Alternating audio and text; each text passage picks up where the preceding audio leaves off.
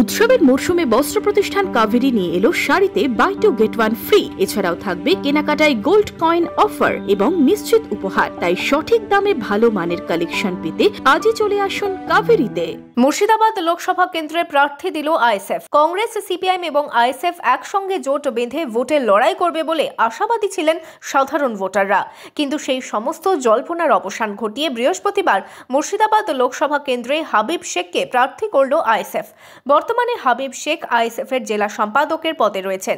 ইতিমধ্যেই বিজেপি এবং তৃণমূল কংগ্রেস তাদের নিজেদের প্রার্থীর নাম ঘোষণা করেছে। শুরু হয়েছে প্রচারও। বামেরা কবে এই লোকসভা কেন্দ্রে প্রার্থীর নাম ঘোষণা করে সেদিকেই নজর থাকবে রাজনৈতিক মহলে।